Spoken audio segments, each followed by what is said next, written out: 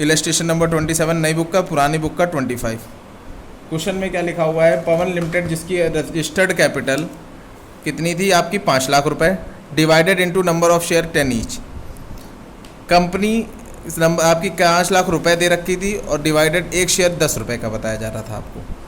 जब कंपनी का एक शेयर 10 रुपये का है और उसकी कैपिटल आपकी रुपए में 5 लाख दे रखी है, तो नंबर ऑफ शेयर कितने निकलेंगे, 5 लाख रुपए को अब नंबर ऑफ एक शेयर 10 रुपये का था उससे डिवाइड किया, ठीक, तो आपका कितना निकल के आ गया 50,000 शेयर। ये आपके नंबर ऑफ शेयर निकल के आ गए। ये कंपनी की ऑथराइज कैपिटल, ये केवल बताने के लिए क्वेश्चन में बताया जाता है, बाकी कुछ इसका यूज़ नहीं, ठीक है, केवल लिखी जाती है।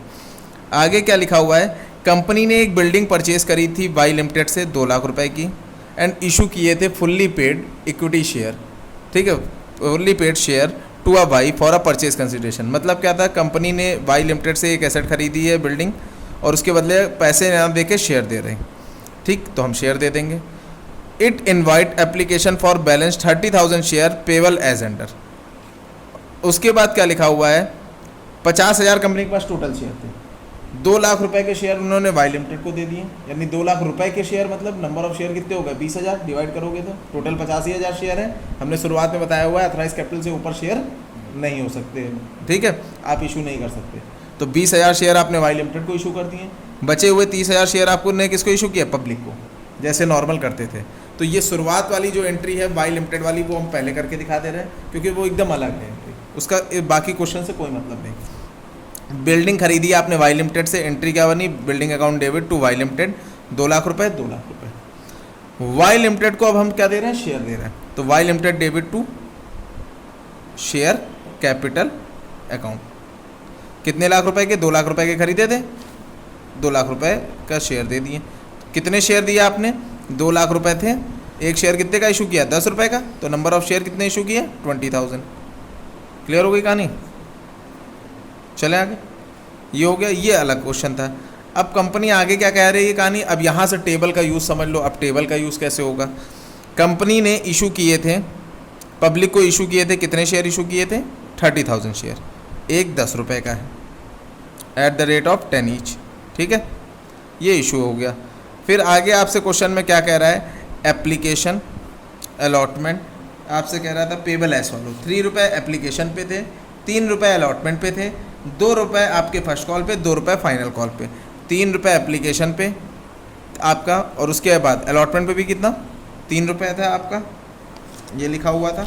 फिर उसके बाद एप्लीकेशन पे भी इतना और 3 रुपये अलॉटमेंट पे भी, और फर्स्ट कॉल पे भी आपका 2 रुपये, और उसके बाद फाइनल कॉल पे, थोड़ा स्पीडली बोलेंगे क्योंकि क्लास वरना रिकॉर्ड कर रहे हैं तो उसमें ज़्यादा आ जाएगा, ठीक है, उसमें टाइम टेकिंग है। तो एप्लीकेशन पे 3 रुपये, अलॉटमेंट पे 3 रुपये, फर्स्ट कॉल पे 3 रुपये, फाइनल कॉल पे 2 रुपये, ठीक है। आगे क्या लिखा हुआ था, इसके बाद आगे क्वेश्चन में क्या कहानी लिखी हुई है, Ashok who had been allotted, एक मिस्टर अशोक थे। यहाँ पर हमेशा टेबल बनाते समय ये याद रखना है, अशोक, ये जो कहानी बताई जाएगी फॉर फ्यूचर के लिए मेन कहानी यही है। अशोक का नाम यहाँ लिखना है, कितने शेयर इसको दिए गए थे उसके नीचे लिख लीजिए 500 शेयर, ठीक है। हु हैड बीन अलॉटेड कितने शेयर 500 शेयर, ठीक है। फेल टू पे बोथ द कॉल्स, कॉल्स का पैसा उसने नहीं दिया। इसका मतलब क्या हुआ, उसने, जैसे तुम हमारे पास जुलाई से पढ़ रहे हो, तुमने नवंबर की फ़ीस नहीं दी, तो इसका मतलब क्या हुआ, जुलाई अगस्त सितंबर अक्टूबर क्या तुमने फ़ीस दी कि नहीं दी, जाहिर सी बात है अगर नवंबर की फ़ीस नहीं दी तो उससे पहले की फ़ीस दे चुके होगे ना। सेम वही कहानी यहाँ पर भी, आपने कॉल्स का पैसा नहीं दिया। कॉल्स कहाँ से शुरू हुई, यहाँ से शुरू हुई ना, फर्स्ट कॉल और सेकंड कॉल, यानी इससे पहले का पैसा दिया होगा कि नहीं दिया होगा। बिल्कुल कहानी क्लियर होगी, बात समझिए। जहाँ पर नहीं दिया मतलब उससे पहले का दिया है, तो ये करेक्ट हो गया, टिक दिया है, ये भी दिया है। कौन सा नहीं दिया, कॉल्स का पैसा, कॉल्स का पैसा मतलब दोनों कॉल्स आ गई, ठीक। कितना नहीं दिया, कितने शेयर इसको दिए थे कंपनी ने 500, तो कितने रुपए कितने नहीं दिए थे यही निकाल लें, 500 इंटू 2 रुपये था तो कितना नहीं दिया 1000। और सेम यही कहानी यहाँ पर भी 500 शेयर, तो 1000 रुपये उसने फाइनल कॉल का भी नहीं दिया। आगे क्या लिखा हुआ है, his share were forfeited and reissue 9 per share to Hari. Company ने, इसका पैसा नहीं मिला, कंपनी ने इसके शेयर क्या कर लिए, फॉरफिटेड कर लिए, फॉरफीचर कर लिए इनके शेयर को सेकंड कॉल के बाद, और किसी और को री इशू कर दिया, किसी और को री इशू कर दिया। पहले फॉरफीचर होगा देन री इशू कितने किए हैं, पूरे 500। री इशू कितने कर दिए कंपनी ने 500। जितने फॉरफीचर करोगे मैक्सिमम उतने ही री इशू कर सकते हो, ठीक है। आपने अगर फॉरफिटेड 500 शेयर किए हैं तो री इशू भी कितने कर सकते हो, 500 मैक्सिमम। कम कर सकते हो, ज़्यादा नहीं कर सकते। अगर फॉरफीचर 500 किया तो री इशू उससे ज़्यादा थोड़ी ना हो जाएंगे, ठीक। री इशू कितने किए, 500। लेकिन ये दूसरे को जब री इशू किए तो कितने में किए इन्होंने, सिर्फ 9 रुपये में, ठीक, 9 पर शेयर। चले आगे। अब आइए इसकी एंट्री देखते हैं, फिर आगे काम करते हैं। His share were forfeited and reissue 9 per share to Hari fully paid, ठीक है। चले आगे। 2 जनरल एंट्री हमने पहले कराई दी थी, अब बाकी आगे की एंट्री देखते हैं, ठीक। 3rd नंबर से वो 2 एंट्री पहले रहेंगी, बाकी उसके आगे। वो अलग से इसलिए करके रख दी थी हमने ताकि आपको दिक्कत ना हो।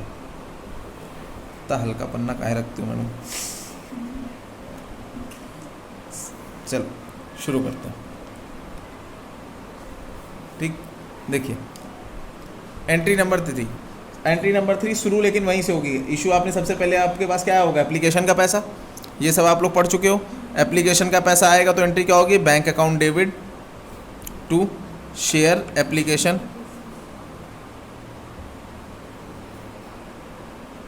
अकाउंट। पहली चीज, पब्लिक को कितने शेयर इशू किए थे कंपनी ने, 30,000। एक शेयर कितने रुपए पे इशू था, एप्लीकेशन का कितना है, 3 रुपये, तो आपका 90,000 रुपीज़ हो गया।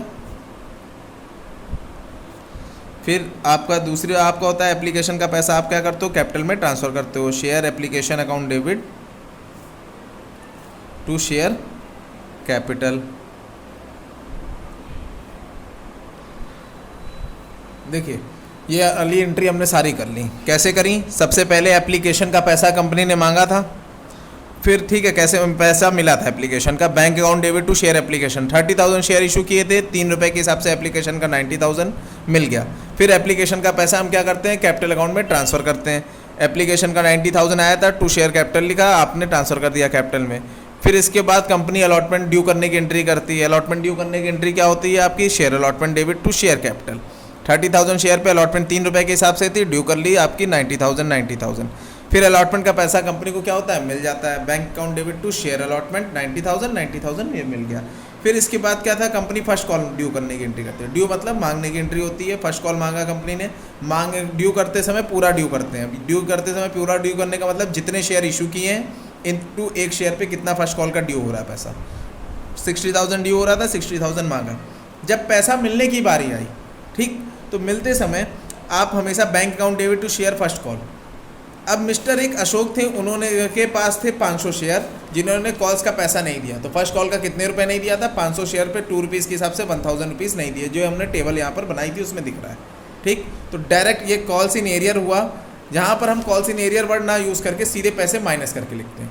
अगर आप कॉल्स इन एरियर यूज़ करेंगे वर्ड तो फॉरफीचर की एंट्री में भी आपको कॉल्स इन एरियर लिखना पड़ेगा, इसलिए हम यहाँ कॉल्स इन एरियर नहीं लिखते, उससे आपके दिमाग में थोड़ा कन्फ्यूजन क्रिएट होगा। इसलिए यहाँ पर सीधे क्या लिखा, 1,000 रुपीज़, जो नहीं दिया वो माइनस किया। 60,000 फर्स्ट कॉल का मिलना था, 1,000 माइनस किया, 59,000 मिल गया।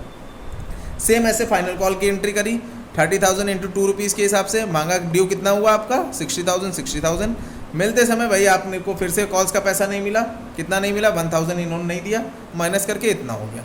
यहाँ तक कि हमारी एंट्री किसकी हुई, आपकी नॉर्मल एंट्री। अब इसके आगे हमारी नई एंट्री जो फॉर फीचर की एंट्री है। सबसे पहले फॉर फीचर के बाद ही री इशू होता है, पहले री इशू नहीं हो सकता, हमेशा पहले फॉर फीचर करेंगे फिर री इशू करेंगे, ठीक। तो फॉर फीचर करते समय जैसे ही आगे बढ़ते हैं, नए पेज पे कर लेते हैं। सबसे पहले 11th एंट्री हमारी, फॉर फीचर करते समय हमेशा शेयर कैपिटल डेबिट होगा, ये दिमाग में रट लीजिए आप लोग, ठीक। थोड़ी चीज़ें रटने वाली दिमाग में इसलिए याद रखिए क्योंकि ये होना ही होना है। हमेशा फॉर फीचर करते समय शेयर कैपिटल किसी भी एंट्री में डेबिट नहीं होता, लेकिन जब फॉर फीचर होता है हमेशा शेयर कैपिटल डेबिट होगा। सुनते जाइएगा सब लोग, शेयर कैपिटल डेबिट होगा। आप कितने शेयर का फॉर फीचर करते हैं, जिन शेयर पे पैसा नहीं मिलता है, हाँ है ना। तो हमें 500 शेयर पे पैसा नहीं मिला था, तो 500 शेयर को हमने डेबिट किया इनटू। अब एक शेयर का प्राइस कितने रुपए लेंगे, जितने रुपए पे हमने शेयर इशू किया था। एक शेयर कितने रुपए पे इशू किया था, 10 रुपए पे। Application, allotment, first call, final call सब हमने मांगा था, हाँ मांगा था सर। जब हमने सब मांगा हुआ था तो हम पूरा पैसा कितना लेंगे, सबका मिलाओगे तो एक शेयर कितने रुपए का हुआ, 10 रुपए का। अगर प्रीमियम पे इशू होता तो प्रीमियम अलग से दिखाते हैं। क्लियर होगी बात। ठीक, क्लियर हो गई। कैपिटल लिखा है यहाँ पर 500 शेयर इंटू 10 रुपीज़, एक शेयर का जितना था। आगे देखते हैं कितना हो गया 5000 रुपीज़। प्रीमियम में थोड़ी एक्स्ट्रा कहानी भी होगी, वो प्रीमियम वाले क्वेश्चन में बताई जाएगी। आगे देखते हैं 2। सबसे पहले 2 साइड में वो पैसा लिखना है जो उसने पैसा नहीं दिया। मिस्टर अशोक को शेयर इशू किए थे, उसने कौन सा पैसा नहीं दिया था, कौन सा नहीं दिया था, फर्स्ट कॉल का नहीं दिया था और फाइनल कॉल का नहीं दिया था। तो यहाँ पर जो पैसा उसने नहीं दिया उसके नाम लिख दीजिए। अगर आपने वहाँ कॉल सिनेरियल लिखा होता तो यहाँ पर भी आप क्या वर्ड यूज़ करते हैं, कॉल सिनेरियल, लेकिन हम यहाँ पर आपको इसलिए याद दिला रहे हैं, यहाँ पर फर्स्ट कॉल, इससे आपको याद रहेगा। क्या याद रहेगा कि सर ने बताया था कि क्या कहते हैं, जो उसने पैसा नहीं दिया वो कॉल्स के नाम लिखने। कौन सा पैसा नहीं दिया था, फर्स्ट कॉल का नहीं दिया था तो शेयर फर्स्ट कॉल लिख दिया। उसने कौन सा पैसा नहीं दिया था, शेयर सेकंड कॉल का यानी फाइनल कॉल का नहीं दिया था तो फाइनल कॉल लिख दिया आपने नाम। अब रुपए कितने नहीं दिए थे, फर्स्ट कॉल के 1000 रुपये नहीं दिए थे, चाहे ऐसे लिख लो चाहे ऐसे याद कर लो। भैया 500 शेयर थे उसके पास, यहाँ 500 ही तो फॉर फीचर कर रहा हूँ, तो यहाँ पर भी शेयर कितने रहेंगे 500। फर्स्ट कॉल का एक शेयर पे कितने रुपए था, 2 रुपये, 1000 रुपये। सेम है इस फाइनल कॉल का 500 शेयर पे 2 रुपये के हिसाब से 1000 रुपीज़। ओके डन, चले आगे। अब balancing figure share for feature के नाम से लिख दी जाती है। जो बचेगा इधर जितना डिफरेंस आ रहा है 5000 से इसको लेस किया कितना आएगा 3000, या ऐसा कह सकते हो जो पैसा उसने दे दिया उसी को हम फॉर फीचर के नाम से लिखते हैं, शेयर फॉर फीचर के नाम से जो उसने पैसा दे दिया। 5000 से 1000 ये लेस कर दिया 3000 आ गया, ये हो गई फॉर फीचर की। ठीक, इसकी नरेशन लिख देंगे being share forfeited, being share forfeited, forfeited हो गया। चलें आगे। फिर सेकंड एंट्री 12th नंबर की एंट्री, कंपनी यही शेयर क्या करने जा रही है, री इशू करने जा रही है। किसको, हरी को। हमें किसको इशू कर रहे हैं, इससे पर्सन से XYZ से कोई मतलब नहीं। री इशू करने पे क्या एंट्री होगी ये देखना है। री इशू किए फुल्ली पेड, ठीक, 9 रुपये पे, कितने रुपए पे, 9 रुपये पे। तो जब कंपनी री इशू करती है तो हमेशा पैसा आएगा, पैसा मिलेगा फिर से बैंक अकाउंट डेबिट, एक लाइन छोड़ेंगे हमेशा गैप, उसके बाद लिखेंगे 2 शेयर कैपिटल। फिर से शेयर इशू करोगे तो कैपिटल फिर से इशू हो गई तो 2 शेयर कैपिटल आ गया। हमेशा ऐसे समझो, कंपनी अगर आपने सेकंड वो गाड़ी इंस्टॉलमेंट पे खरीदी, गाड़ी आपने इंस्टॉलमेंट खरीदी, 10 इंस्टॉलमेंट देनी थी, आपने 5 दे दी बाकी नहीं दी, मान लिया 6 दे दी, 2 बाकी 4 नहीं दी, तो कंपनी उसी समय गाड़ी क्या कर लेती है आपकी, बाई बैक कर लेती है, वापस ले लेगी। जैसे आपने इंस्टॉलमेंट नहीं दी, मान लिया 6 दे दी, बाकी 2 मतलब 4 बच रही थी, 2 नहीं दी, उसी समय कंपनी ने क्या कर दिया, बाकी 4 के बाद आपका ड्यू वापस ले ली गाड़ी। क्या बैंक गाड़ी रखे रहेगा वापस, वो किसी और को क्या करता है, सेकंड हैंड बेच देता है। सेम वही कंपनी भी करती है, आपसे शेयर वापस लिए, किसी और को क्या कर दिया, शेयर रीइशू कर दिए। जैसे ही वो रीइशू किए तो कितने में रीइशू किया, जाहिर सी बात है वो ज़्यादा में तो बिकेंगे नहीं, कम में भी बिकेंगे। बट शेयर के केस में ज़्यादा में भी बिक सकते हैं, कम में भी। गाड़ी के केस में क्या होता है, कम में भी। हाँ है ना, क्लियर हो गया। मतलब जितने की खरीदी थी उतने में थोड़ी ना बिक जाएगी। चले आगे। तो यहाँ पर कैपिटल के सामने लेकिन हमेशा याद रखना, जितने रुपए में यहाँ फॉर फीचर किया था एक शेयर वही प्राइस री इशू के समय भी रहेगा। कितने फॉर फीचर किया था, तो यहाँ री इशू के समय भी। अभी नॉर्मल केस में यही याद रखना, कंफ्यूजन ना होना। या क्वेश्चन में लिखा होगा fully paid share, fully paid लिखा होगा अगर शेयर तो हमेशा फेस वैल्यू उठा ली जाती है। फेस वैल्यू कितनी थी, 10 रुपये।